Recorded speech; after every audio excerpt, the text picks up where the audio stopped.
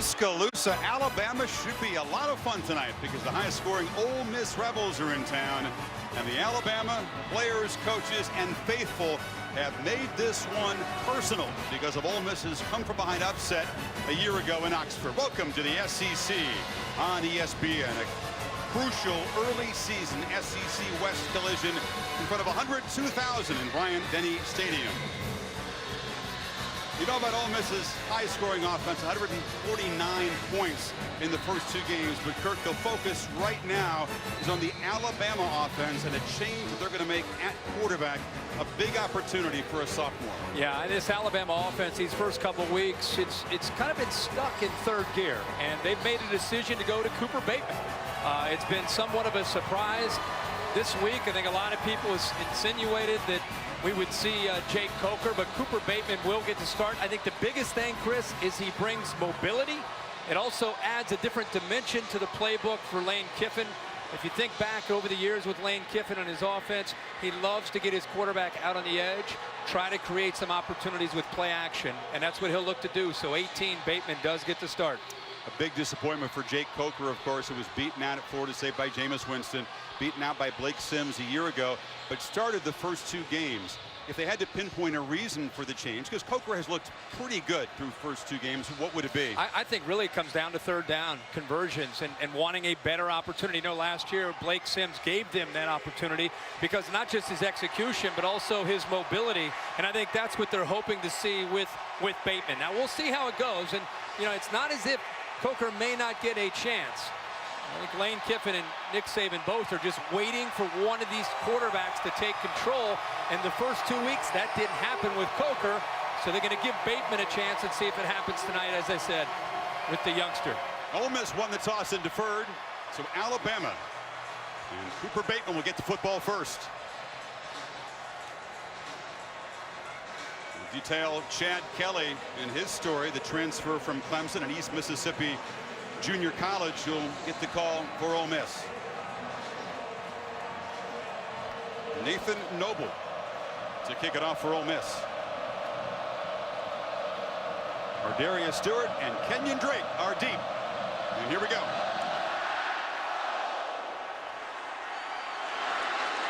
Stewart makes a cut, loses the ball. Rebels fall on it. And Alabama, which had a disastrous special teams turnover a year ago in Oxford, fumbles away the opening kickoff. And remember, turnovers last year, a big problem. This Ole Miss team has come in here with an attitude, and they get aggressive here on the opening kickoff. I couldn't tell if his own player may have kicked that ball loose. Yeah, his own player that time, trying to block a guy. The force of that ends up kicking the ball loose. A.J. Moore makes the recovery of the first Alabama fumble of the season so quickly in the red zone. Chad Kelly, this junior from Buffalo, New York, has great field position. It's ironic that Ole Miss first possession in the red zone. Red zone scoring will be crucial tonight for the Rebels if they want to get out of here with a victory. They must score touchdowns in this area. Jalen Walton to his left. Kelly batted down on first down as that big Alabama defensive line. Jonathan Allen got an arm up. But you can't sack Chad Kelly in this offense. He typically gets the ball out less than 3 seconds, and Alabama knows that. So they've talked to their defensive linemen about, guys, we're not going to get to him, but we can affect him. We can get our hands up. We can knock the ball back down and try to affect him as far as his rhythm. First play out, Allen hands up, knocks it down. Kelly looks left, flips it in the flat. Walton makes the catch, shoved out at the 15-yard line. Short gain. Rueben Foster forced him out. Chris, I know you remember 2 years ago, Hugh Freeze's team came into Tuscaloosa, moved the ball almost at will between the 20s. They got inside the 20-yard line, and they couldn't put any points on the board. They do not want to get into a habit of settling for field goals. You just wonder how many times you can get down this close against this Alabama defense. They need touchdowns. They need 9. To move the chains. Kelly in the pocket, fires near side, incomplete for Evan Engram, who saw Eddie Jackson bearing down on him. Eddie Jackson moving from corner to safety gives you such quickness and awareness of a guy who's used to covering people as a corner, moves to the inside as safety and just gives them that much more versatility with the vision and quickness and the way he's able to defend these receivers. Just the second field goal attempt of the season for Gary Wunderlich. They've been scoring touchdowns, not field goals, and Alabama has to be pleased to give up only 3 after that fumble of the opening kickoff.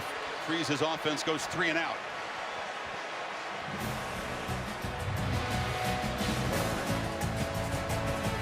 So 38 seconds in, Ole Miss with a field goal. We'll kick it off again. Alabama has dominated the series all time. In fact, Ole Miss trying to beat the Tide back-to-back meetings for the first time ever. They're 1-35-1 in the state of Alabama.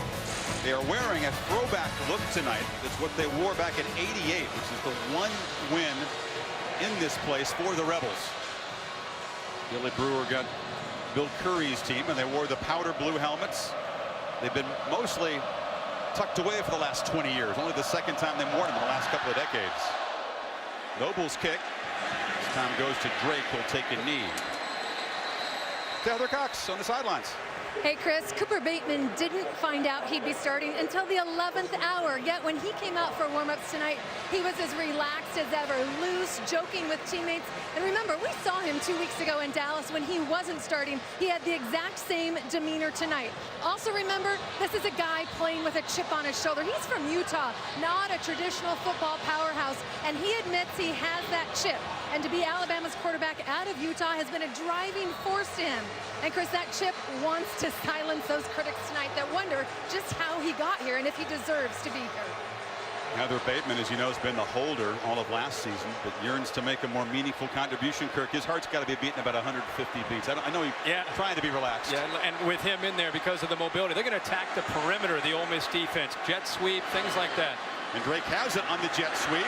Can't turn the corner as that quick Ole Miss defense is up to stop him. Go back and look at their Stewart, who fumbled the ball, who got that time. Yeah, they try to get the ball right back to him. You see these first 2 games, the third down conversions, the biggest concern, and that's a lot of why you're seeing Bateman now get his opportunity. Bateman has it, flips it short to O.J. Howard. The tight end gets a block on the edge and has room down the sidelines. The block by Rueben Foster, the receiver sprung him, but this is a talented tight end with the speed to get deep. Well, this is a read, an actual read for the quarterback. He's determining whether or not Connor, the safety, is coming down or not, and he's going to make the read out here. As he collapses down, he pulls it. Instead of the old school pitching the option, he just floats it out to one of his best players, Howard. And that's a short gain for Henry. Just like last year in Oxford when the Rebels converted the kickoff return into an early field goal. They lead by 3 after 1, converting a fumble on the opening kickoff. Back to Tuscaloosa after this. The Dr. Pepper Championship Drive game of the week. The Tide driving as we begin the second quarter. Rebels have the only points on the early field goal off the turnover. Alabama an almost 2-to-1 edge in total yards so far. And Cooper Bateman, Kirk, in his first start, 8 of 9. 76 yards so far. Yeah, and he's throwing most of his passes have been higher percentage throws, but he has made a couple downfield. I mean, and it's something that I think Lane Kiffin's wanted to see within this offense is, again, breaking in so many new people into this group. Up front, new quarterback, new running back, top 3 receivers are all new faces. One thing they've not been able to do is get it downfield. We have seen that a couple times. 2nd and 7. Oh, in the flat, almost intercepted. It was high and off the hand of Richard Mullaney. We were fortunate that didn't result in a pick. And this is how big accuracy is. And you got an open man in the flat. You got to put it out in front of him. It's the second time tonight when he's had a ball out in the flat where he's thrown it high and behind the receiver. He did it earlier on a 3rd down to Foster, and then this time he does it to Mullaney. Be careful when Trey Elson's in the area. He's got 2 pick-sixes already this season. Could have had a 3rd there.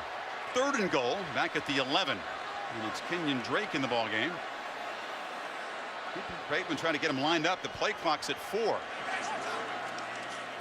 Again, a 3-man rush. Lots of time. Delivers a strike. Stewart makes the catch, but again doesn't get where he's going. The Rebels have done an excellent job preventing yards after the catch, and it's 4th down. That's what they're known for. And Stewart trying to get into that end zone, but a good job of rallying to the football and a good job by Ole Miss defense to keep Alabama out of the end zone. And now it's a chip shot, extra point length field goal attempt for Adam Griffith, who's been off to a tough start. 0 for 4 this year. Saban is stuck with him, told fans not to boo him. Bateman stays in as the holder, by the way. And Griffith knocks it through. Didn't look like the most confident kick, but that has to feel pretty good, and a cheer from the crowd. He kicked laces there, so give him a bonus to make his first kick of the year. Robert Kimdichie and that Ole Miss defense rises up. A 69-yard, 13-play drive results in a tying field goal. Anything involving watching football, you know your way around the devices. Yep. Jalen Walton at the 5-yard line. Squirts free. Walton, just tackled at the ankle to get out across the 30. So Chad Kelly, who's the nephew of Jim Kelly, one of the most hyped recruits ever in Western New York, thought about Alabama, chose Clemson, blew out a knee one spring, got into a problem with the coaches in another spring game, was basically fired for insubordination, plainly put at Clemson, went to East Mississippi Junior College, at the suggestion of Hugh Freeze, had a big year. Eastern Mississippi won a Junior College National Championship, and then he committed to Ole Miss after again thinking about perhaps coming here to Tuscaloosa. Now here he is in his third start, his first one on the road. 4 for 9, 29 yards. It's a reverse. Cody Core coming around. Jackson stays at home and makes the tackle for no gain. And this Alabama defense right now is locked in and flying to the football. Now they need 10 on third down. The Tide bring pressure. Kelly stands in, fires along the sideline, but Evan Engram wasn't on the same page as the quarterback, and now a little bit of a scuffle after the play. Some jawing between linemen. Fourth down. Well, that time he was. The problem you have as a quarterback is you have an eternal clock, and you're counting on maybe your best receiver, who's your tight end, Evan Engram, and you've got that clock, and at 2.53 seconds, they're bringing pressure. The ball's got to get out, so he had to get rid of that football before Evan Engram was able to get to his spot. Will Gleason punted 3 times combined in the first 2 games. This is his third punt tonight. Delivers a line drive that goes off the hands of Cyrus Jones, who has to retreat and will be dropped way back at the 15-yard line by DeMarquise Gates. Those line drive punts. Here comes some pressure. Bateman stands in, delivers downfield, and it's intercepted. Nobody in the area but Trey Elston. And look out, he's very dangerous with the ball in his hands. Elston into Alabama territory and dances out of the 25. Already his 3rd pick this season. The first 2 he took back, and the Tide with another turnover sets up Ole Miss in good shape. Chris, we were just talking about how he's kind of a ball hawk. Here he is playing center field. Now he starts over here, but you get man-to-man across the board. Watch how he works to the middle. Then he's just going to read the eyes of Bateman. You got man-to-man everywhere, and he's playing center field. A ball hawk does a great job of just playing a little backyard football, runs to the ball, and as you said, after he gets the ball in his hands, Wow. That was Denzel Kimdichie. But as you said, he gets the ball in his hands. He's not just thinking get it out of bounds. He picks up some valuable yardage. 28-yard return sets up Kelly, who flips it in the flat. This is Wilkins, and Ragland drops him after a yard gain. Boy, Ole Miss has had their opportunities. The opening play of the game, a fumble by Alabama. They recover it deep in Alabama territory. They have to settle for a field goal. They've been inside the red zone. 2 years ago, they came into Tuscaloosa, played well, couldn't score touchdowns in the red zone. We'll see if they get to the red zone, but they're 0 for 3 so far tonight. Just had no success with the running game to give a little balance to the offense. They'll try it again. This is Wilkins getting the edge, and he gets a crease and gets a 1st and goal at the 6.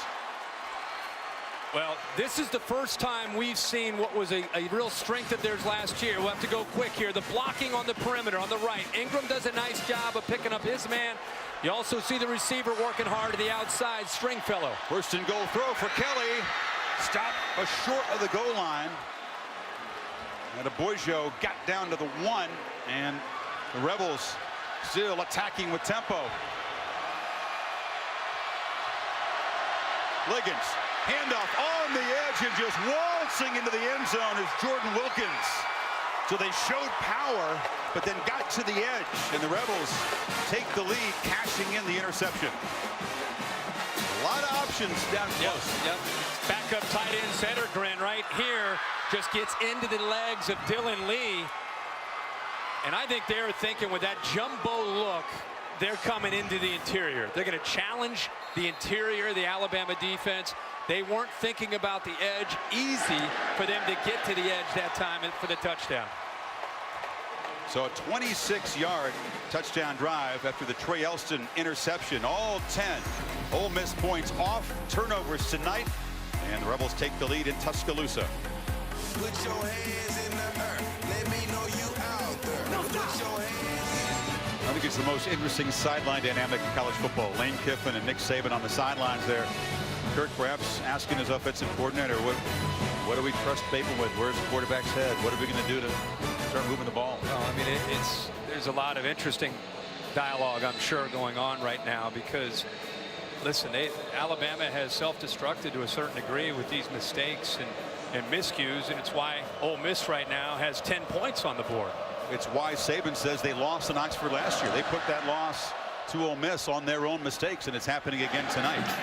This is Drake. He can change a game with a play. A good coverage by the Rebels. They knock him down short of the 20. The ball comes out again. Wait a minute. Turnover. Again, a fumble on the kickoff. It'll be Ole Miss ball, not a touchdown, but Carlos Davis recovered it, and a special teams disaster for Alabama again. It looked like it came out before the knee touched. Second time on a kickoff return. There's a helmet, and you've got that lot of contact. The ball is out without a doubt. Helmet right on the football. A.J. Moore, who recovered the fumble on the opening kickoff, he forced this one. Mistakes piling up for Bama. First and goal at the 4.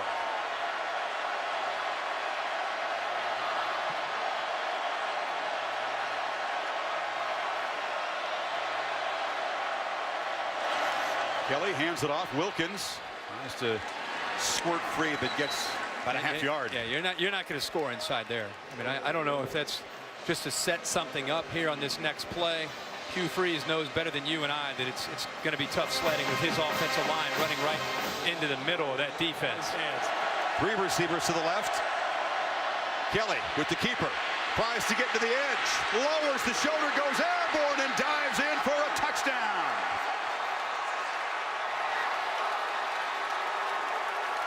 Chris, I can't help but think about everything that Chad Kelly has been through in his life. And to think about this first time that he's had a chance to be the quarterback of a big-time program and be the starter. And that is a huge play in this football game for him to turn a broken play into a touchdown. He gets to the corner, has to go airborne and get hit and get across the goal line and into the end zone. Showed a lot of grit there to get that ball into the end zone. Here's a guy that's trying to rewrite his story, and he hasn't had the passing game clicking tonight. Hasn't had a chance to show the big arm, but you're right, he shows some grit. Yeah, and this play's designed to get up in here, but there's nothing there. So he's kind of trying to figure out, and then he finally decides, I've got speed. I'm just going to try to bounce it and get out there. And now he knows he's got a safety and a linebacker. One goes low, and he goes up and over him. Then he gets hit by the linebacker, Hamilton. But it's pretty good air here. He sure does. He's a much better athlete than I think people realize because of the big arm. Kenyon Drake, after the fumble on the last return, is not back there deep, replaced by Cyrus Jones. This is Jones, who fumbles it and better just take a knee. The way things are going on the kickoff return team, you bobble it, just get down. And the Crimson Tide here with a 17-game home win streak, tied for the longest in the nation with Baylor. Haven't lost since Johnny Manziel and the Aggies come in here. That was the last time they were down 14 points in this place. And so you're down 14, but you don't have A.J. McCarron. Remember in 12, you had some guys and you had some confidence in the offense. Look who's out. Yeah, Coker's coming in for Bateman. So you've got an unsettled offense and you're down by 14 points. So this offense is still, forget this game. They're trying to still find themselves. They're still trying to find an identity. Bateman 11 for 14, 87 yards, but the one pick. And Jake Coker, replaced tonight, now gets a chance to try to lead a comeback. Senior out of Thousand Oaks, California. Coker, a first down throw. And again, it's very high. You wonder if the adrenaline flowing a lot. He's coming off the bench. And that's an inaccurate throw. His body language right now, he's trying to regain that confidence. Anytime you're bench, you need nothing better than a drive right now to be able to reestablish some confidence, not just in himself, but for the offense to kind of buy in. Hey guys, we got a chance. We're down 17-3, but Jake can bring us back.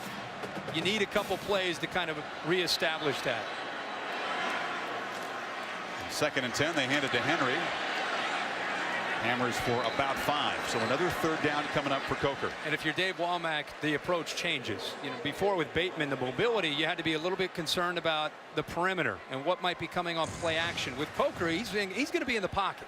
He's going to either get rid of the football from the pocket, or he's going to, he's going to hand it off to the big guy, Derrick Henry. Now you see on 3rd down, they'll try to tighten up the coverage, take away the easy throw, and see if the pressure can get to him.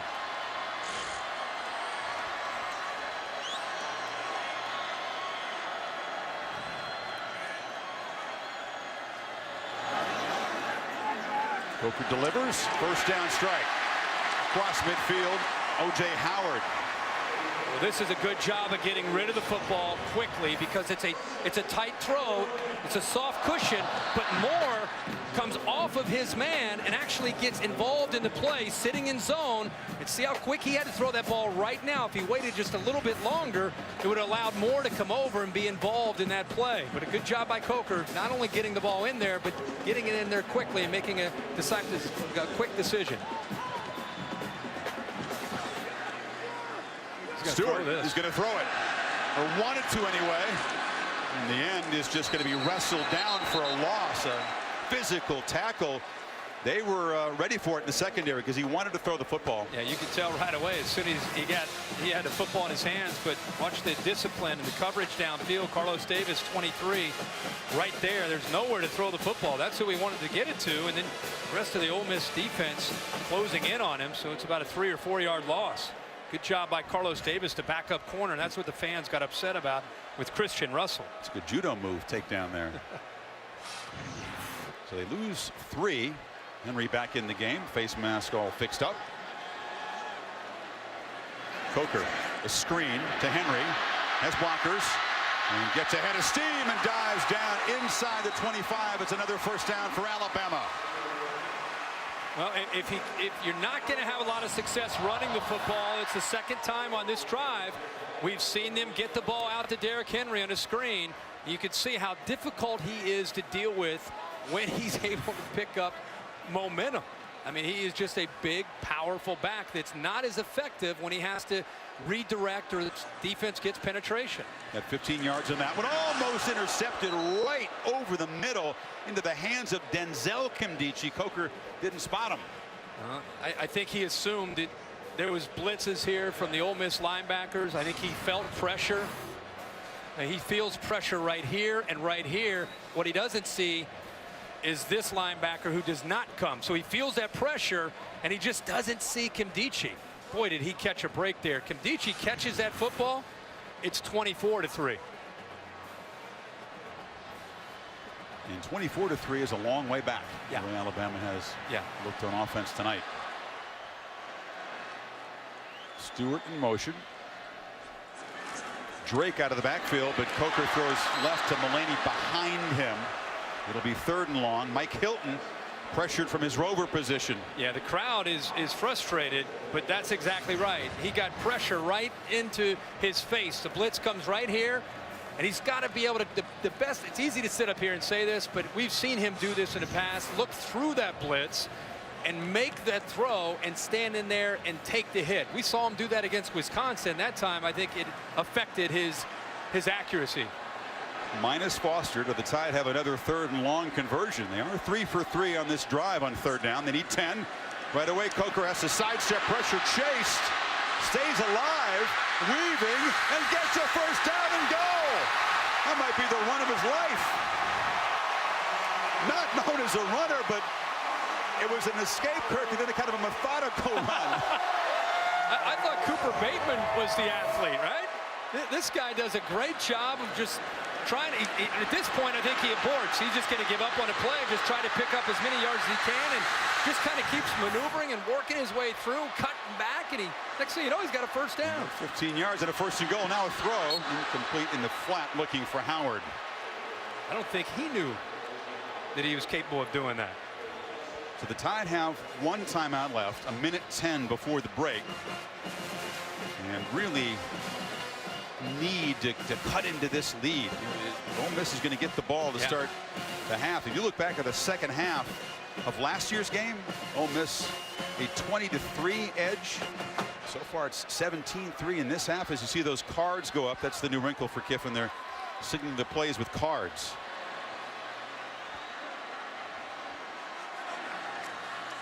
Coker looking far side, flips it to Mullaney, who leaps and hurdles for a touchdown.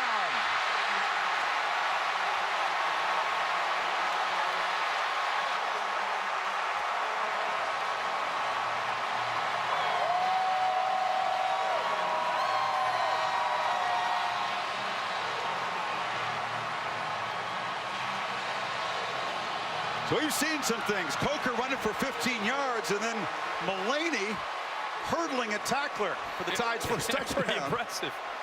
16-play drive with Coker in at quarterback. They converted 4 3rd downs to get that ball eventually into the end zone. 75-yard drive, 5:40, and do the Tide stick with Coker from here on out? Hard to argue with the success on that drive. There's a bust right here with 2 Ole Miss defenders that lock up right here on the outside with Ridley. It leaves the open man right here, Mullaney, who just goes out in the flat, and right here there's nobody out there because 2 of the Ole Miss defenders, now one of them, the corner, we saw that time Webster come off of the play. He makes the decision right now, I'm going to go make the play, but how about the athletic ability by Mullaney to go up and over and into the end zone? But one of the few busts we've seen in coverage by Ole Miss.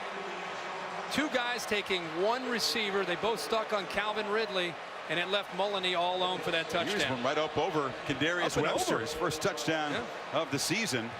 At Denver, Joey Galloway, Danny Cannell for the BMW halftime report, including an interview with Nick Saban coming up.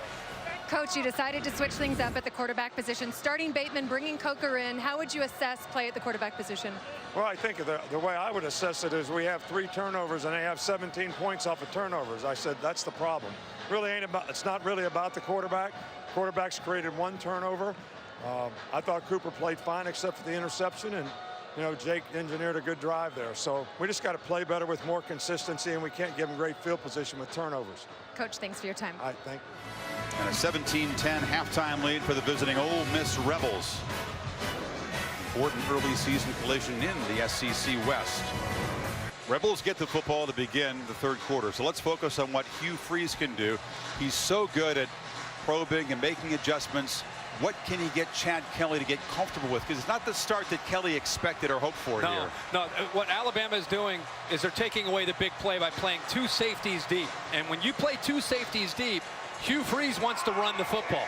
They've not been able to run the football. So Alabama's taken away the big play with 2 safeties back and also winning the battle at the line of scrimmage, making it very, very hard. They've got to throw quick passes out to the flat, and they've got to be able to run the football better. Walton takes Griffith's kick in the end zone. Excellent coverage, and he's dropped at the 10-yard line. Alabama came flying down there. Michael Niswander, the tight end, on the stop. Heather? Chris, you guys were just talking about Chad Kelly. Well, that was really all Hugh Freeze talked about coming out of the locker room. He said our quarterback came out way too high-strung. He has to settle down. course progression and then just stop. And then he said, this is a physical battle, but we need more consistency. I did promise you an update on Alabama's wide receiver, guys. Rueben Foster came out of the locker room with a sling on that right shoulder. He will not return in this game. And there's bad news. Veteran in that receiving corps, so a weapon taken away from Coker. But for now, the concern for Ole Miss is poor field position. On first down, Kelly fires. It's complete. Treadwell looking to make an impact tonight. Twists for about a 9-yard gain. Sometimes I think Hugh Freeze, when he gets into these big games against heavyweight opponents, I think he saves some things in his bag for the second half. I mean, that first half was challenging. And we're sitting up here wondering, where's Treadwell? Where's Treadwell? He's healthy. He's stronger than he's ever been after the injury last year that he had against Auburn. Surprised they didn't get him the football in the first play out to get him the ball. And they run it back, and on second and short, they'll pick up the first down. The other thing they did, if there's anything that they had some success with running, it was getting Walton to the edge. There's not a lot of room to work in the middle. They've got to be able to try to get to the edge with Walton and his quickness, seal the edge with Engram in a block, and then try to use that quickness to be able to pick up 4, 5, 6 yards around the corner.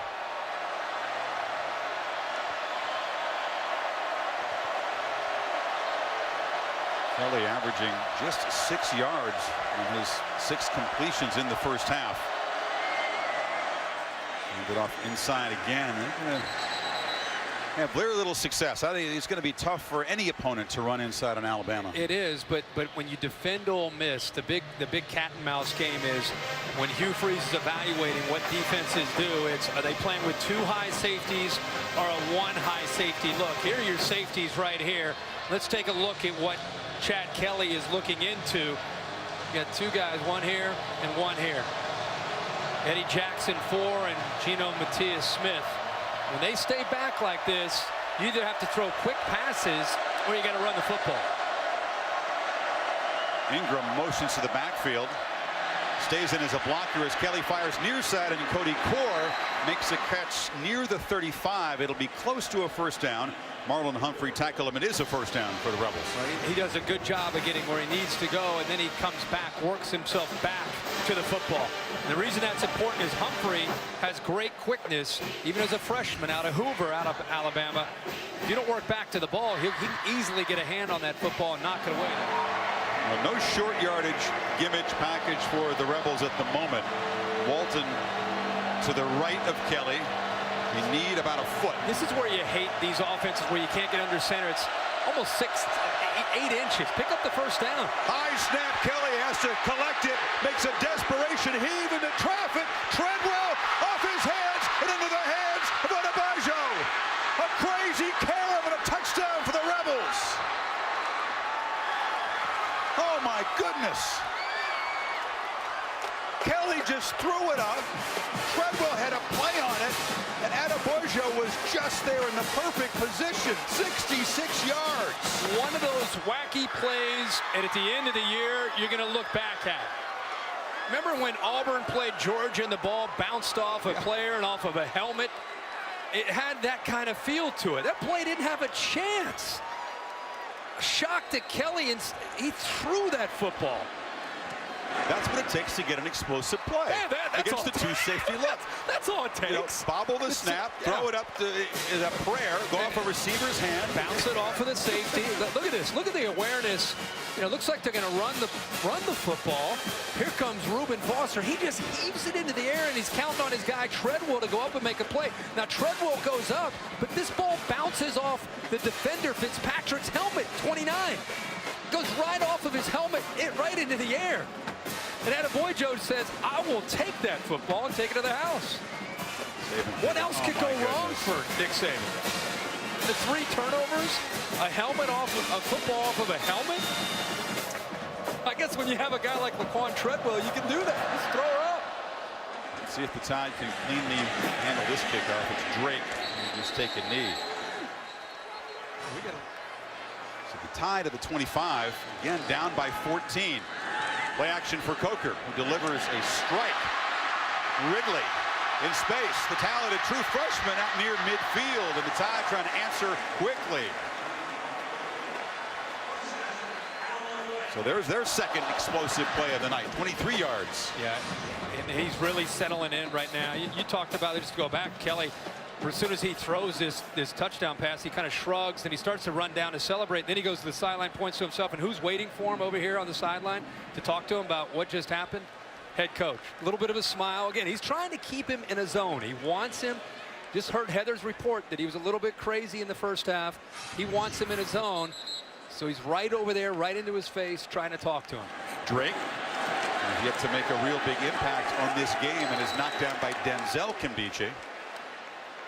It'll be third down and long again. That was a nice hit by Denzel. Chris, there's his brother Robert, who's checked out, has had a big impact on this game. Now another Rebel defender's on the field. Looks like maybe 11, Channing Ward. He's a defensive end. Ole Miss has good depth on the defensive line, as Alabama does.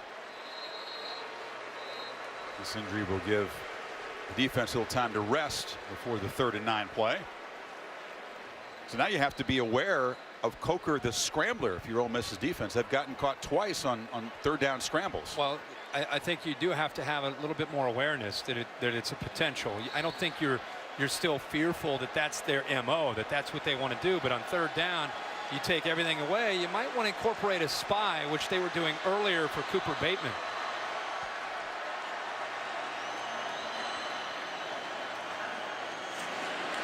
Coker fires, looking for Mullaney, who was absolutely blanketed in coverage by Tony Connor. 4th down. That just was not there at all. No, that ball was thrown between 2 wide receivers. Couldn't tell it. I couldn't even tell if that was to Mullaney or to the sophomore Darius Stewart. He split him. Wasn't ready for the snap either. No, that play just didn't feel right from the very beginning. They're going to go for it here on 4th down. Down 14. Almost have to. It would be a 52-yard field goal. They went for it in the first half from about this position, so they need 9. Rebels are showing pressure. And they bring it. And Coker still has time. Delivers in traffic, incomplete. Alabama pointing for a flag as Mike Hilton was in coverage, but he just wags that finger, says nope. Mississippi takes over. Well, they did a really good job of taking away Mullaney, who's been their go-to guy that time. Christian Russell, a linebacker, sunk underneath it. They had a safety over top of it. Also, Mike Hilton's there. There are too many white jerseys. Played really never had a chance. 3rd and 8. He went and collected it. Now Kelly on 3rd down to Treadwell, over the shoulder grab in Alabama territory. A beautiful throw, and finally we see number 1 make an impact play. Well, this is what we've been waiting to see. He's got man-to-man against Cyrus Jones. He's got a huge advantage with his height, but he's got to be able to throw that ball because of Matthias Smith coming over to take that longer throw away. So he throws it between, or actually over Jones and between Matthias Smith. 30-yard gain on 3rd down. Rebels trying to use some tempo here, and a 1st down throw on the near sideline is over the head of Core. Talked about the talented and tall receiving core of Ole Miss. Perhaps as many guys with 6'2", 6'3" height and speed as any team in the country. Doesn't even include the 6'3" tight end Evan Engram, is also a part of the pass game. Reminiscent maybe of the talented receivers that Manziel had at A&M. Yeah, I mean, you go down the list, even the backup. Stringfellow is at 6'2", Pack is 6'2", Jones is 6'2". The whole, really, they don't have a receiver or tight end shorter than 6'2". They don't recruit him. No. They want size, length, and blocking strength in the perimeter as well in this offense. Got to hurry. Kelly over the middle, wide open. Liggins running free, and he's another big guy, 6'3", 290-pound tight end. He says, I want to be more involved this year in the pass game. Well, they blitzed their 2 linebackers. Watch the 2 inside linebackers, which opened up the hole. Great job of recognizing that by Kelly to pick up some big yards for Ole Miss. Rebels are playing fast, but nothing doing inside of Jalen Walton. That's almost a throwaway play when you test the middle. But if the Rebels, Kirk, they can find the end zone here, go up 21 points midway 3rd quarter, the way the Tide have struggled to make explosive plays. Yeah, absolutely. Going with the Eli Manning play. FedEx, knows? Twitter. FedEx. Take your pick. But I will circle. I keep circling in the red zone. I keep thinking that Laquan Treadwell is going to get a shot against a smaller Cyrus Jones. Kelly fires to the end zone. Not even Treadwell could come up with that. And he was hit after the throw. Pressured by Reed and knocked him down. That's the matchup that you want. If I'm a quarterback and I have number 1 out there, and he's 6'2", he can go up in the air, he can use his body against a 5'10" receiver, or DB. That's what I want. There's the pressure by the big man Reed. Kelly pressured again, just lobs it into the end zone. He was knocked down after the throw. Ronnie Harrison came on the safety blitz, so it's 4th down. And that's a great job by Kirby Smart, dialing up the pressure. Once they motion the back out, that's a check. When you see an empty backfield, you're going to get more than the offensive line, the 5 offensive line can handle. And that was just bringing 6. And when you bring 6, the quarterback's got to be able to account for that last guy and get rid of the football as quickly as he can. So Wonderlic, good from 32 earlier and good from 34 right there. So the Rebels, with a 49-yard drive, stretch the lead to 17. Do not come into Bryant-Denny Stadium and build 17-point leads on the Tide, and this guy is fed up. Get his houndstooth there. That look sums it up right there. Got his sunglasses because he's been out tailgating all day. Did not expect to see this tonight. This was about redemption. This was about paying back Ole Miss for the loss in Oxford last year. Coker flips it to Henry on the edge, and he's dropped for a loss. Denzel Kandichi shot through there, and the emotional Energizer bunny of that defense. You know, there's so much talk about Robert Kandichi that sometimes I don't think people really appreciate what Denzel can do. Not just because he's kind of the Energizer bunny out there, but he's 5'11" and about 208 pounds. And he is. What is this play? Anteater? And Garfield. Garfield. And I don't know what. Ole Miss has had 6 Family tackles guy, behind the line. Coker delivers in traffic. Again, they're targeting Mullaney with Robert Foster out injured, and Mike Hilton's just all over him. Yeah, another guy that has played a ton of football. Mike Hilton, number 38, just kind of sits back here, right here, and breaks on the football. Knows again where the yellow line is, and knows where the receiver is trying to work to get. This is the 2nd time where he's been able to read the quarterback's eyes. This secondary from Ole Miss does such a good job of reading the eyes and anticipating where the throw is going to go, so they break on the ball, and it gives them a chance to be able to react and knock the ball away. Scott gets it away. Late fair catch made by Carlos Davis, but it'll just roll dead down near the 20. So midway 3rd quarter, in quiet Bryant-Denny, Rebels back on offense with a 17-point cushion. Pretty much says it all so far. I mean, there's time. There's plenty of time left in the game, but again, they're used to seeing the Tide roll and dominate. They know they lost at Ole Miss last year, but they felt like it was a self-destruction. Wow, that's wake her up. Yeah, you know, when wake her up, the defense doing what the defense has done here for years, making a play, creating a turnover. They need to catch a break. Ole Miss has caught all the breaks. Walton chased and dropped by Eddie Jackson on the perimeter. Yeah, I think it says a lot about how far the Ole Miss program has come with Hugh Freeze when they're up 27-10 with 6.5 minutes to go in Tuscaloosa, and it's not as if there's, oh my gosh, we're beating Alabama. I mean, there's just almost like an expectation. There's a different vibe from Ole Miss with Hugh Freeze now that he's been there and able to establish himself with some recruiting classes. This team came in here expecting to win. Walton hits a crease.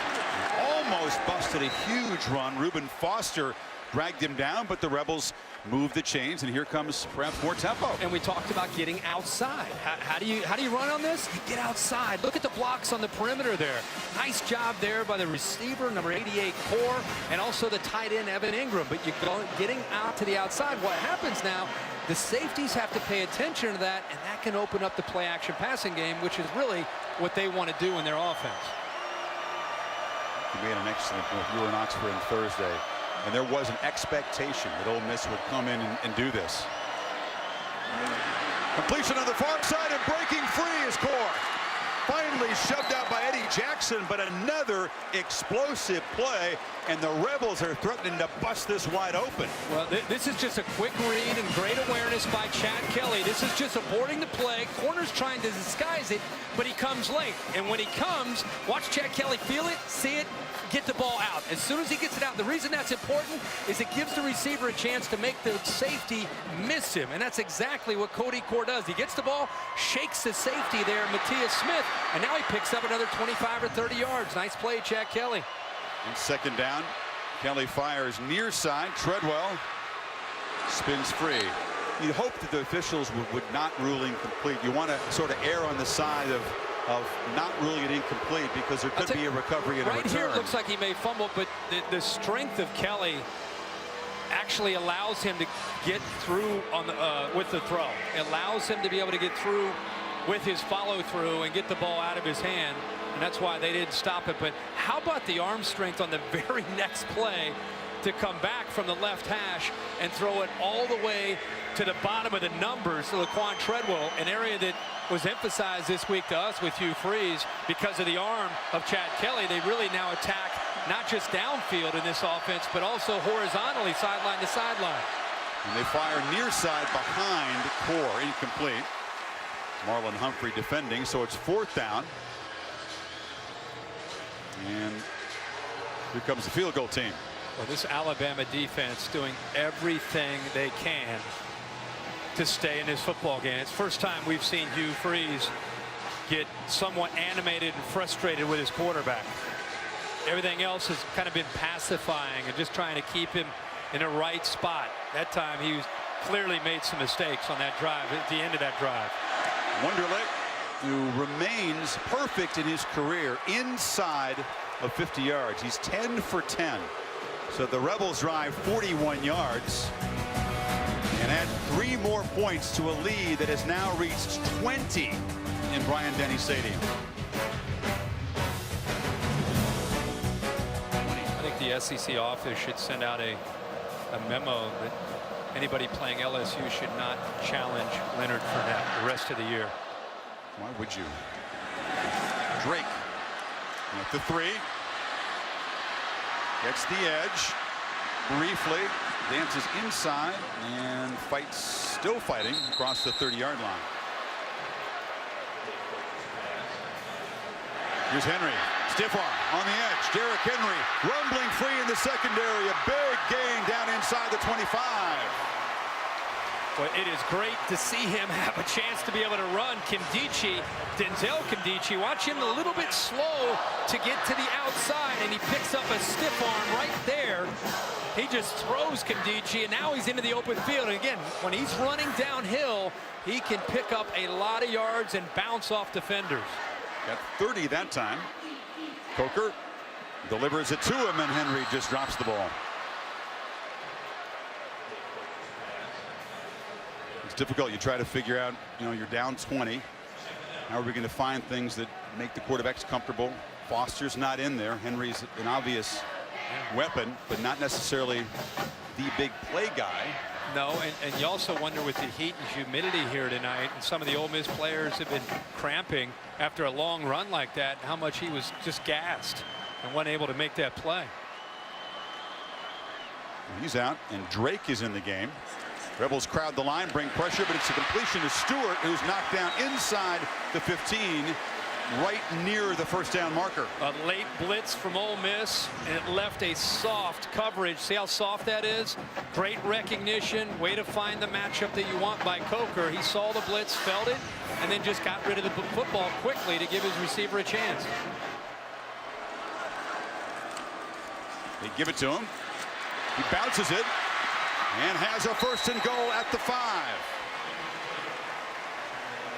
To the Tide, for just their second touchdown tonight, doing this quickly. Yeah, they sure are. Great vision that time by Drake to accelerate to the outside. Dominique Jackson, the right tackle, the senior, picked up a big block to help spring him. Drake powers for a short gain.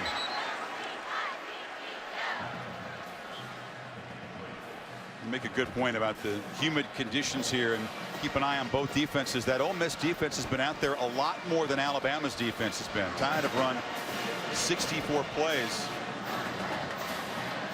Fatigue will become a factor in the fourth quarter. Coker keeps it and picks his way to the end zone for a touchdown. Coker, the runner, making an impact tonight, and the Tide cut into the lead. Yeah, this is still a ball game, 30-17 if they kick this extra point, and Coker has surprised us tonight. This is a read, and with the defensive end committing down, that tells Coker to keep that football, and then it's just a little bit of a game between deciding if he wants to throw it to the outside to Mulaney or run it himself, and he shows us again he's got the speed and kind of the feel to get it into the end zone. So Griffith does make it a 13-point game. 9 plays. Griffith's kick carries into the end zone. I don't think you can go into that four-corner, like, let's work the clock mode at this point. They still have to stick with their game plan, still be aggressive, and look for where they have opportunities to try to move the ball and still put points on the board. Rushing yards have been hard to come by. They've been found on the edge occasionally, but definitely not the strength of this Ole Miss offense. Here's a first down run, and stuffed out, dropped for a loss is Walton. Tide flying to the football now. Reggie Ragland got there quickly. Humphrey cleaned it up. Boy, great job. You're right. Reggie Ragland, who is the leader of this defense right here. He recognizes it and then uses his quickness to shoot to the outside. Safeties are coming downhill. You know, you're attacking downhill right now if you're Alabama's defense. You're anticipating a run, and the runs that you're seeing more of in the second half are to the perimeter because of lack of success into the inside. Now the crowd is involved. Not sitting silently on their feet. Making life tough for Kelly. Who's trapped and dropped. The Sean hand got him. In the final minute of the quarter, momentum building for Bama. How about the pressure here by Alabama, only bringing 4, sitting back and playing zone. Hand off of the edge here with that size, 6'4", 273 pounds. Kelly had open receivers off to his left. He just never saw them. There was a flag thrown there. It was the first sack of the game for either team.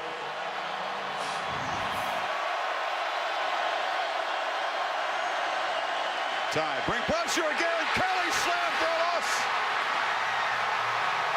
Back-to-back sacks after none all night. That was big Jonathan Allen. Well designed here. A little stunt by Nick Saban and Kirby Smart here. Reggie Ragland comes here, and here he comes around and gets the pressure with Jonathan Allen. The two guys pick up on the left side. It opens up the middle. The center is late to come over. And a well-designed scheme there by Kirby Smart to be able to get the pressure on Kelly. Surprised that Ole Miss decides to try to execute instead of taking a safe route on third down. 3 straight losses to end that series and end the third quarter. Ole Miss punt when we come back. Fourth quarter begins. From dead to deafening. This Alabama crowd is roaring as Will Gleason will punt from his end zone. And the Aussie gets the rugby punt away. Fair catch made in Ole Miss territory by Cyrus Jones. Just talked about Alabama with that touchdown from Coker. They're just a series away from getting the football back to Coker, you get another touchdown. You imagine if they score on this drive. We just started the fourth quarter. You get it to 30-24. Becomes a really, really interesting game as far as how Hugh Freeze and how Chad Kelly, who seems to just be holding on here these last few possessions, how he would respond. Heather, what do you have? Well, guys, this Ole Miss D-line is gassed. The defensive line coach, Chris Kiffin, just preached to his team, we have a whole nother quarter. We can't take those long drives like we had. If you are tired, you must tap out. Then said, make the play when it comes to you. Then none other than Laquan Treadwell came over, pointed to his head and said, guys, it's all mental. Dig deep. Henry knocked down. It's mental for sure, but it's also extremely physical, and Alabama has a way of punishing opposing defenses deep in games with their style of play. And it's a serious test for the guys up front now. Yeah, it really is. And Alabama prides themselves on winning the fourth quarter with their strength and conditioning program with Scott Cochran. Every program does. But we're going to find out here in this fourth quarter. Coker, the throw to Henry. Gets a block on the edge from Howard and muscles down inside the 30, and the Bama offense is rolling now. And they may employ tempo against the tired defense. They're doing a good job of getting Derrick Henry the ball outside. His fourth reception on the night, proving that for a big guy, he has soft hands. He only dropped that one when he was tired. Other than that, he's been very sure-handed. Give it to him again. Slips a tackle.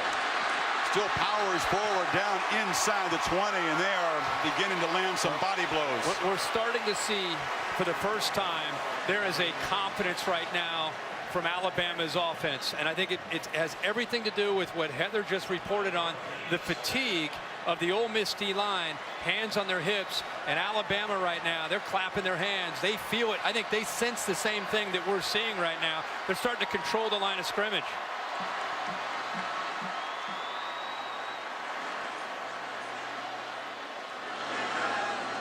Second and a yard.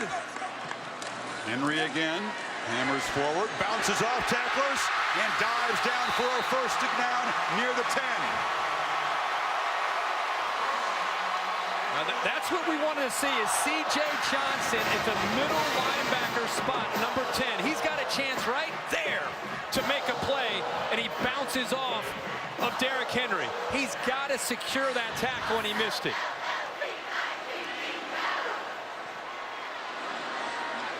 Another quick drive by Alabama.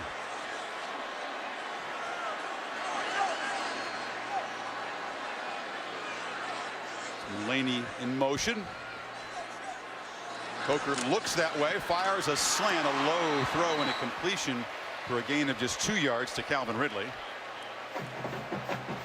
They're just trying to create some confusion to the right side of that secondary of Ole Miss, motioning Mulaney over late, trying to affect the communication, seeing if maybe two guys take one, but Ole Miss pretty good job there of sticking to where they need to be in zone coverage. Coker on the move, fires short, caught, Stewart, touchdown, walk it in.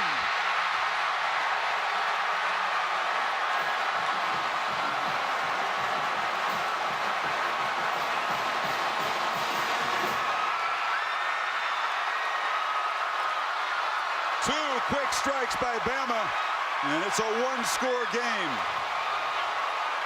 And all of a sudden, a team that is known for their ability to tackle in space, which has been on display for the majority of this football game, the fatigue starting to show. Not the same defense. Alabama's getting stronger, and Ole Miss seems to be wilting here in this humidity. It was 20, and the place was silent. Suddenly, the lead is only 6, 2 touchdowns in 4 minutes and 3 seconds.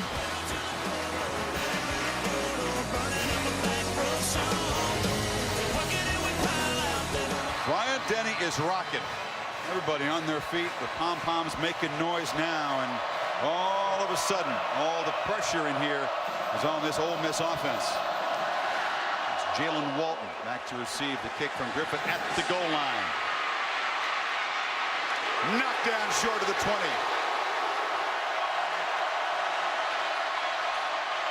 First down throw and a dart for a 9-yard gain. He almost comes across to me as a guy that when the pressure is on him and when people are doubting him, he seems to almost embrace that more than when they were playing with a lead. And you know, right away, that first throw, that was a tight throw to get in there with that coverage, but he makes a good throw to start this drive. Third catch for Cody Core. And 2nd and 1. Kelly keeps it, throws it, and a completion. Core is running free, and a Touchdown for Ole Miss. Kelly went right to the line of scrimmage. Stopped and delivered. It's a page out of that Auburn playbook. A flag is down, so we'll have to see if he crossed the line. It was very close. They're going to, at the very least, take another look at it. It's thrown right at the line of scrimmage, indicating that he is across the line. So the 73-yard play taken off the board for now, Dave Kataya. Entire body has to be across. Now, now, you look at that foot. I'll tell you what, Dave. I'm not sure he's across. Dave, they need to look at this. Dave, that first look, the first look was a good one. Watch this now. Is there any part of his body? It's the black line we're looking at. Watch that back step. That back foot still in the backfield. His entire leg is behind. I agree. This is going to be reviewed and should be changed, in my opinion. After review, it has been determined that the quarterback was not beyond the line of scrimmage. Therefore, we have a touchdown. I think So the correct call made. That's Ben Oldham in the replay booth. And it is a touchdown pass covering 73 yards. Kelly to Cook. Both of his long touchdown passes have been of the funky variety tonight. But what gets lost here is that Chad Kelly, he has not shown quarterback run off the zone read look. Let's go slow here and watch how he shows the ball like, I'm going to run. And he gets to the corner to come up and try to make a play. Marlon Humphrey, he came off the fake on the zone read, makes it look, trying to almost bait the corner. Watch this corner. He's thinking he's got coverage, comes off of him, and has to come up to try to make a play in case Kelly was going to run it. And Kelly's waiting for him to make a decision, and then he throws it. 12 points, so they're going for 2. Kandichi in the game. And Kandichi goes out to the edge. He could be a receiver. He could be a blocker. This will be interesting. Bunch formation. Buchanan looks that way. Kandichi just dropped it. He was a little eager there, and the Tide were all over it anyway, so the two-point try doesn't work. All the build-up and all the hype, and to no avail. I don't think that was working even if he caught it. But Ole Miss, having had their lead cut to 6, desperately in need of a big play, gets a second long touchdown pass. And there's a reaction after the reversal. So Rebels back up by 12, just inside 12 minutes to play. We've had 2 long touchdown passes, one a heave after a bad snap off a hand and a helmet into the hands of Adeboyjo, and then another one where Kelly just keeps part of his body behind the line and finds Cody Core wide open. Drake right at the goal line. Weaves his way out to the 25. Tide need 5 on 3rd down, but it's intercepted. Coker threw it right into traffic, and C.J. Johnson, the senior captain, with the turnover. Wow, another Alabama mistake. This one. I don't know if our replay will show this, Chris, but Coker just stares his receiver down the entire way.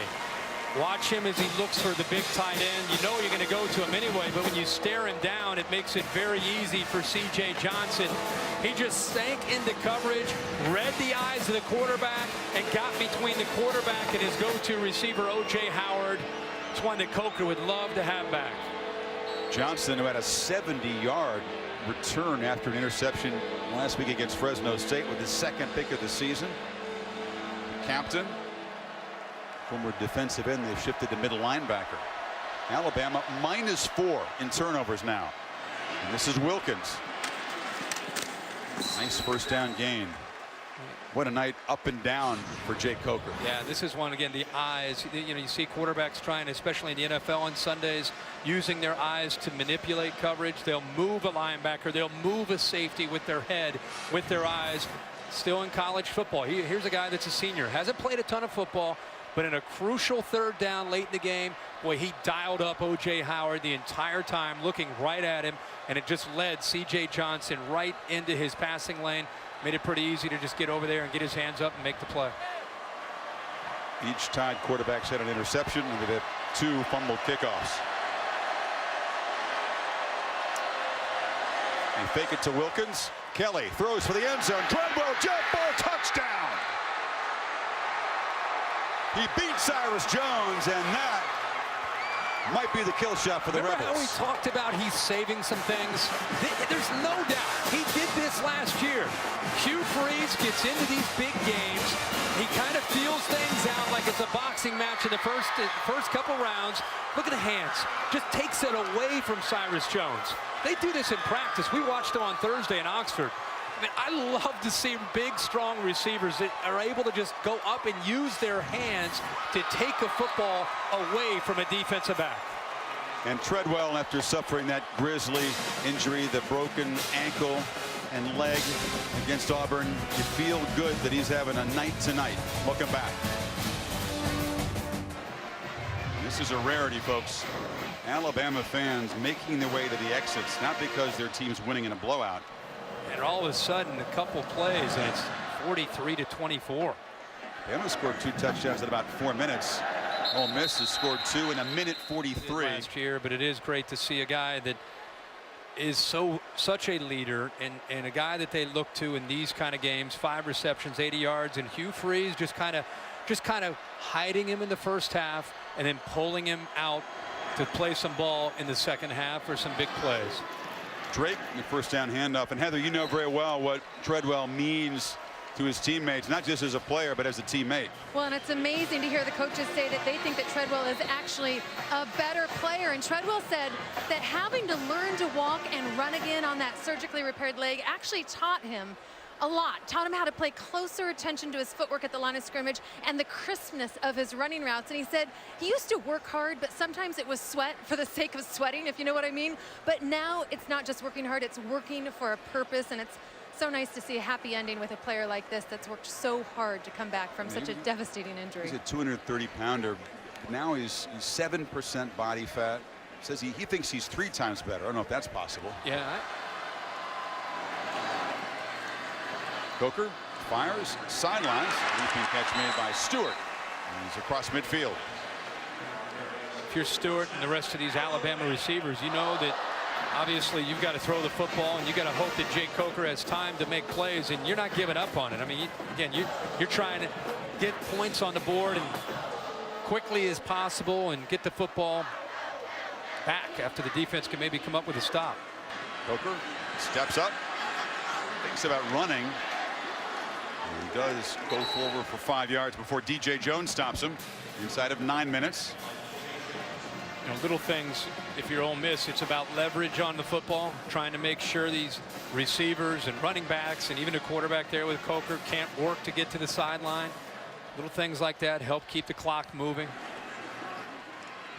Coker fires incomplete. Obviously, if you're the Rebels, you want to make Bama really work for it and earn clock. They need 3 touchdowns to take the lead. Absolutely.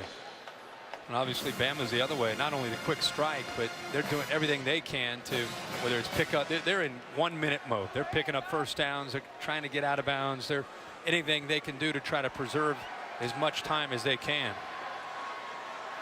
Well, they made the play they had to make to really keep any chance alive, the conversion to Mulaney on 4th down. So on 3rd and long, Coker delivers over the middle, strike to Howard, who pinballs off defenders and gets down inside the 5.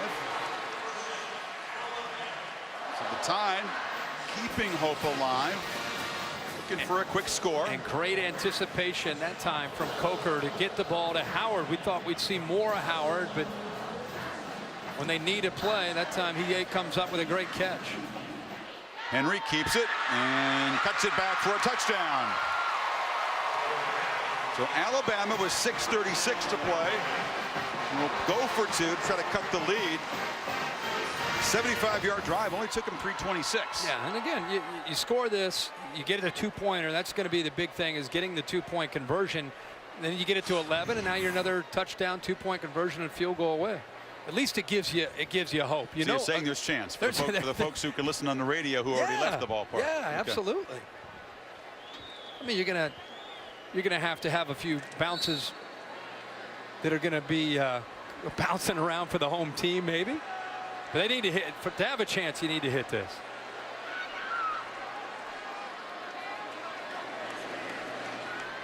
He just rolls the pocket and delivers high. I was looking for Ridley, but no chance to make a play. And Robert Kimdichie was right there pressuring the quarterback. So the lead is still 13. You come back, but they're looks like they're lining up for the onside kick. But if you kicked it deep, you got the 3 timeouts, you stop it, you get the ball back, then you'd have to go down and score. And at that point, you're going to have to do an onside kick either on both of them or definitely on the second one. Looks like he's going to try to go for both of them if they get that chance. So line up with a whole bunch of Alabama players to the left side. Darius Stewart, the receiver, is at the top of that formation. Get a big hop, batted in the air, still rolling around out there, and the Tide fall on it. Tony Brown or Cam Sims collected it, and that was a perfectly executed kick by Griffith that took the big kangaroo hop, and then the battle was on. How about our Darius Stewart right there, knocking that as a wide receiver, knocking it downfield, and then Brown jumps on top of it, but it was the receiver, Stewart, that makes the play. Great effort there to be able to knock that football forward, and then Brown, as I said, all over it to give Alabama a chance. They're at the 30-yard line right now. Can't bat it. A little bit on this thing is you cannot bat it forward. So if they rule out an intentional act of batting it forward, that should have been a penalty. But the question is, do they rule it an intentional act? It looked like there was some intent there. If they did, what would it be, Dave? Is it a re-kick? It's a re-kick because the ball's loose. So they take the penalty and they'd re-kick it. Wow. Well blocked that time, and Mulaney makes a first down catch at the 15, and this is getting interesting again. Mulaney, almost every single reception has been on 3rd down. It's 6 receptions on the night, and it seems like every time they're at 3rd and long, as soon as he makes a turn, it's at the first down marker, and the ball's hitting him right in the hands. Now, power forward Henry inside the 10. The greatest thing for Nick Saban is by recovering that onside kick. If they score a touchdown, this is a key factor. 3 timeouts.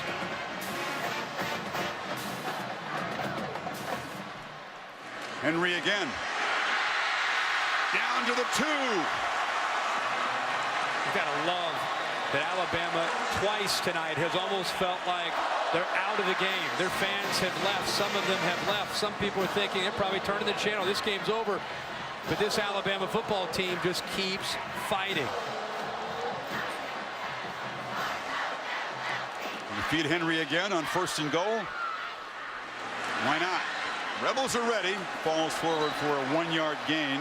Marcus Gates in there. A lot of backup players for Ole Miss's defense there. This is a serious test of their depth. Absolutely. I think they knew coming in tonight they would have to rotate a lot of bodies up front.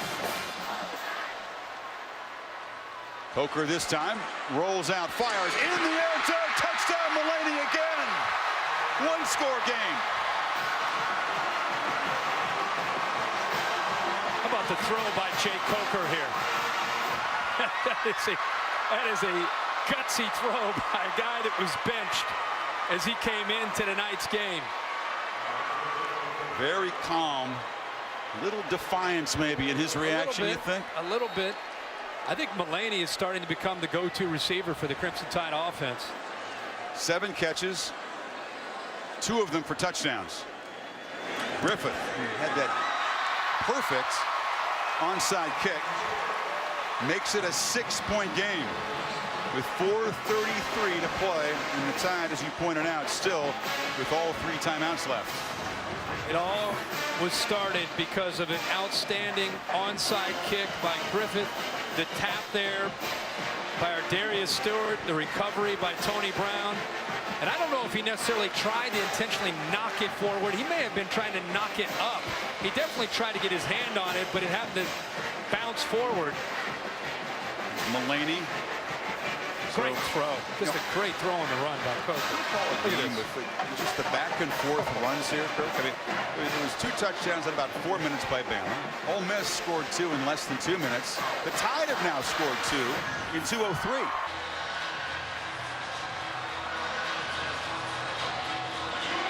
We only have 4 guys now. 4 guys are up near that 10-yard mark, and You could have a chance to recover it if you try it.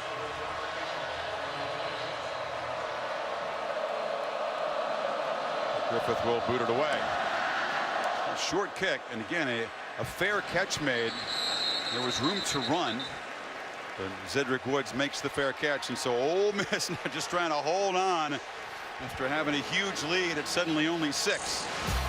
Quarterback drops immediately, wrestled down at the line of scrimmage by Denzel Duvall, the linebacker.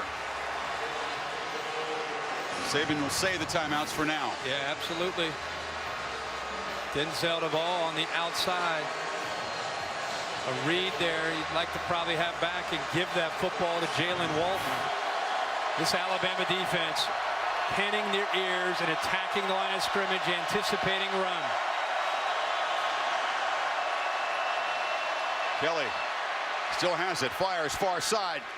Catch is made, and breaking free on the far side is DeMaurice Stringfellow as the Rebels pick up a first down.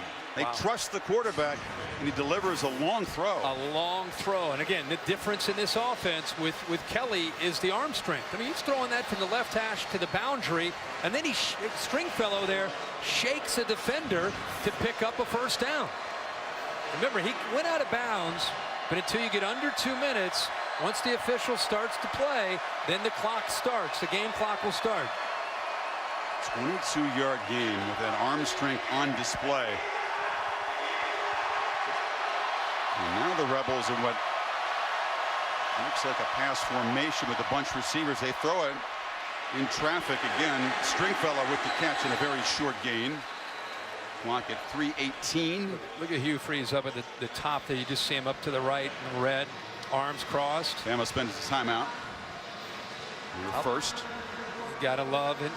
The aggressive approach here by Hugh Freeze. You also still have the ability to run to the edge with Walton. With 2 safeties deep. Quarterback keeper again, and again immediately tackled by Ragland. It'll be 3rd down, and Saban spends his 2nd timeout. Well, this is good against good with Reggie Ragland and Evan Engram. Evan Engram is known as a receiving tight end. Here's Ragland, and you'll see out here you're going to see a tight end try to pick up a block.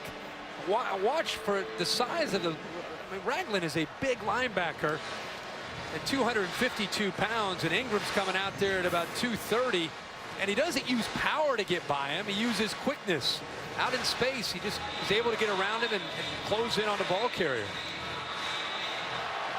I'm looking to move Laquan Treadwell. Typically, quarterback Chad Kelly coming over to talk to he and Evan Engram. Usually he's by himself. They'll put 3 receivers to one side, and they'll put him by himself. Now they're going to move him over here in the middle of the 3 receivers. Because Saban spent his 2 timeouts, if Ole Miss can convert on 3rd and 9, it could just about do it. Alabama went all in on this series to get the football back. They bring some pressure. Kelly delivers. Almost intercepted by Minkah Fitzpatrick as Treadwell fell down. 4th down, 3:09 to go. Bama gets the ball back. Yeah, it almost looked like with man-to-man coverage, they were trying to do a rub route, using Evan Engram to try to use him. He's right here. He's going to work to the middle.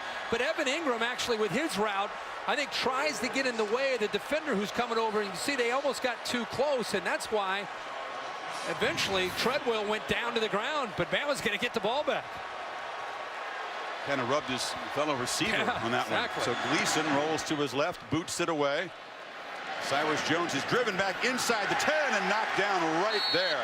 Excellent coverage as Carlos Davis flew down there. So Alabama will get the ball back, needing a touchdown. 1 timeout, 3:01, and they are 93 yards away. From his end zone, scrambles out. Coker has plenty of running room. This goes against the scouting report. Several huge runs tonight for the guy who's not supposed to be a runner. I'm just shocked that the linebackers from Ole Miss, watch the 2 middle linebackers right here. There's man-to-man underneath, But where do the two linebackers go? I'm shocked right here. Look how slow. I don't know if he's cramped, but C.J. Johnson cannot catch up to Jake Coker. 26-yard gain. Coker loops it downfield. Underthrown and intercepted by Tony Bridges. And that, as Coker hits the deck after the throw, could do it. Marquise Haynes, the speedy edge rusher, came in and just punished Coker, who lets an ill-advised pass go. Kirk, the 5th turnover tonight. And it's the first time we've called Marquise Haynes' name tonight. Edge guy that comes to the inside. Watch the center, one of the best in the SEC, Ryan Kelly right here. He goes around him. 227 pounds. He goes around him, gets the pressure. Coker just has to throw it, and he threw it so early. Kristen Stewart didn't even know the ball was in the air. He didn't know to turn and look, but he had to get rid of the ball. He just threw it up and hoped. And with Stewart not recognizing it, Bridges does and makes the interception. Coker just looks to be in a lot of pain as he walks on the sidelines there.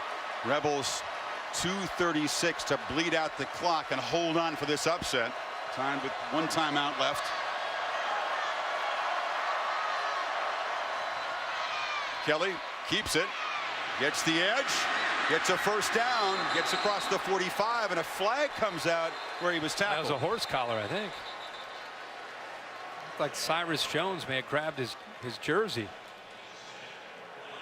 So they go with a very safe play. No handoff involved, and Kelly shows his running ability, and they'll tack on yards after the run. Personal foul, face mask, Okay. number 5, defense, 15-yard penalty, automatic first down. It's after a 13-yard gain. Wow. The promising drive beginning with a run by Coker, and in the very next play just heaved it downfield. And it just goes to show you that you don't always have to sack a quarterback. You know, that pressure from Marquise Haynes by forcing the quarterback to get rid of the ball before he was ready. It's not going to show up tomorrow in the paper, and other than people writing about it, but it's not going to show up in the stats. But Haynes caused that interception by Bridges. Didn't have to throw the ball, though, right? No. And bleed the play clock down to 2. They hand it to Walton, who's knocked down for a yard loss. And Saban will spend his last time out. You want me to tell you what Nick Saban's going to say in his post-game press conference? I mean, he's going to talk about how much he respects Ole Miss, but once he gets by that, he's going to talk about 5 turnovers. 2nd and 11. Tide cannot stop the clock now.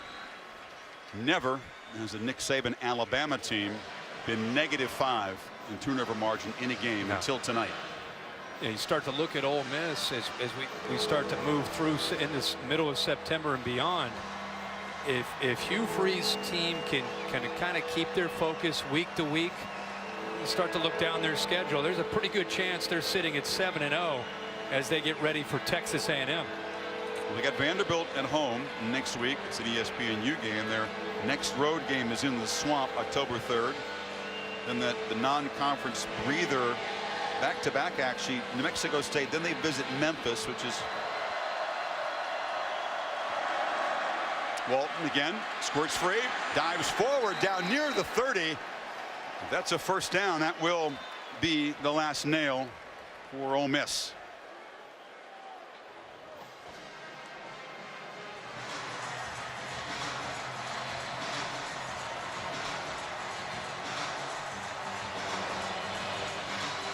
They got an extra offensive lineman in there. Yeah, they have Liggins, number 15, who's the big 290, slimmed down to 290 tight end, who's their Wildcat quarterback. You got Jordan Sims in there at tight end on the left there, number 70 behind. He's got 2 tight ends behind him as well. They're going heavy to the left here. Can the Tide make a stop here, give the offense one desperation chance? Liggins straight ahead, not going to get it. They're running in short of the 30-yard line, so the clock stops with 31 seconds to go. I'm not second guessing, but I just feel like if you punt the ball there, if you have confidence in your punter to get it inside the 10-yard line, going 90 yards with a quarterback backed up by his own goal line, with a defense that can apply pressure, and you got to go score a touchdown, that's a different deal than being at your own 30. Now you're a play away from being at midfield, and now all of a sudden you're looking at, you got a real shot at it. So Coker, one more final desperation opportunity. Needs to go 69 yards in 31 seconds with no timeouts.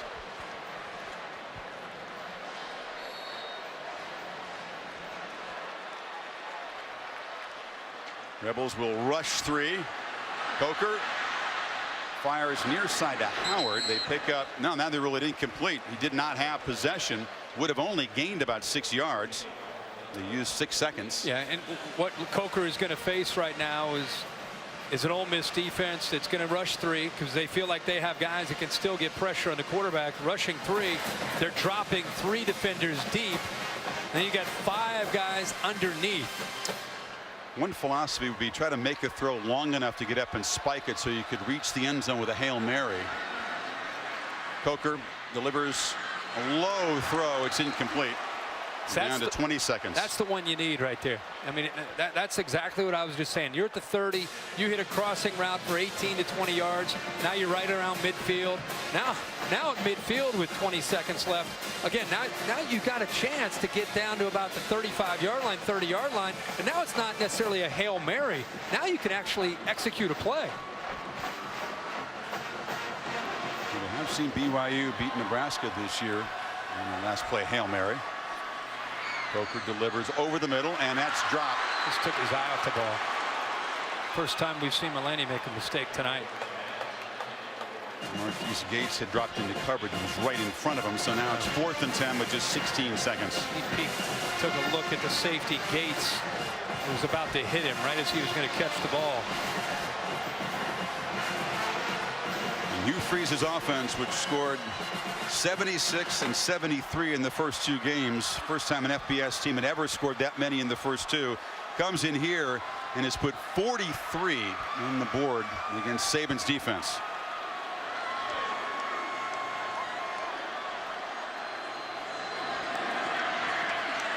Coker heaves it, and it's incomplete, and that'll do it.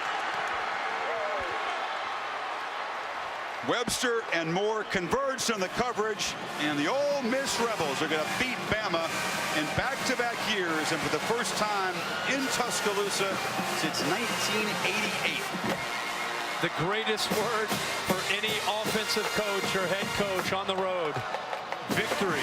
It's the formation you love to call when you're on the road. I just saw his lips. I saw Hugh Freeze say victory, victory, meaning let's take a knee, kill the clock, and we're going to beat Alabama. +5 in the turnover margin is the entire story of the game. And Chad Kelly has waited a long time to play on a stage this big. Quarterback's a road win, perhaps not the night he'd hoped for, but he finishes with 341 yards, 2 unconventional long touchdown passes, to say the least. So the Rebels shake up the season in week 3, 43-37.